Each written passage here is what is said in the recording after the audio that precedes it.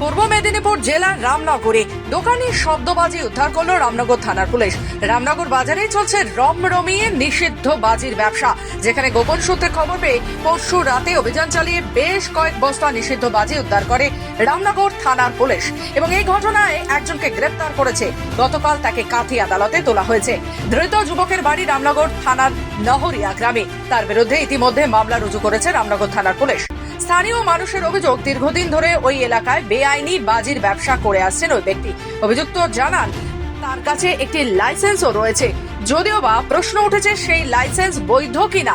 যেখানে দেখা যাচ্ছে এগরার খাদিকুলে ভানুবাগ সহ 9 জনের মৃত্যুর ঘটনা ঘটেছিল, সেই জায়গায় রাজ্যের মুখ্যমন্ত্রী এসে ঘোষণাও করেছিলেন বাজির ক্লাস্টার গড়ে তোলা হবে, কোনোভাবেই শব্দ দূষণ ঘটানো যাবে না। সেই সঙ্গে গ্রিন ক্র্যাকার বাজি ছাড়া অন্য কোনো বাজি বাজারে বিক্রি করা যাবে না। আর কথা থাকলেও বাস্তবে কিন্তু আদতে যে এই নিষিদ্ধ শব্দবাজি রমরমে বাজারে চলছে তার আরেক প্রমাণ হলো রামনগর বাজারে। অভিযুক্ত জানান বেশ কিছু পুরনো বাজি ছিল, সেগুলোকে পুলিশ উদ্ধার করেছে।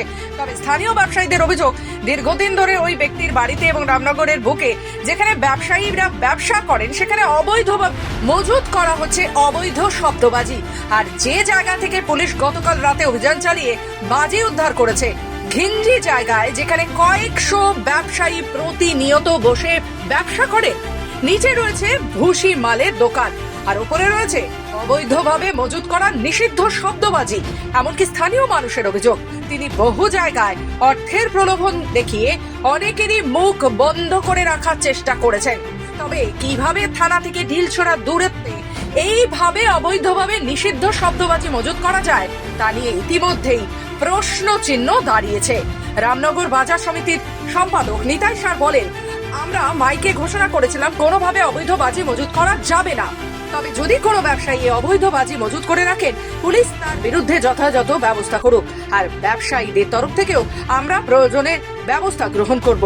আমাদের রামনগর 85 ব্লক প্রশাসন থেকে সারা রামনগর 1 নম্বর ব্লকে মাইকের মাধ্যমে প্রচার করছে। রামনগর বাজার ব্যবসায়ী সমিতির পক্ষ থেকে বাজারে প্রচার করা হয়েছে কোনো শব্দ দূষণ বাজি, গ্রিন বাজি ছাড়া কোনো অবৈধ বাজি রাখা যাবে না।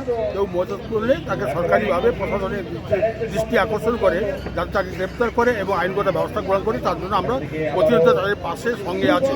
কারণ মাননীয় মুখ্যমন্ত্রী শ্রীমতী মমতা বন্দ্যোপাধ্যায় বলেছেন সারা বাংলায় গ্রিন বাজি ছাড়া কোনো অবৈধ বাজি কোথাও সংরক্ষিত করা যাবে না। কোনো মার্কেট যদি করে থাকে নিশ্চিত আমি সে খোঁজ নিয়ে দেখছি এবং তার যথাযোগ্য আইনি ব্যবস্থাও এটা আমরা চাই রামনগর বাজার। পূর্ব মেদিনীপুর থেকে রাজীব নন্দীর রিপোর্ট, খবর বাংলা।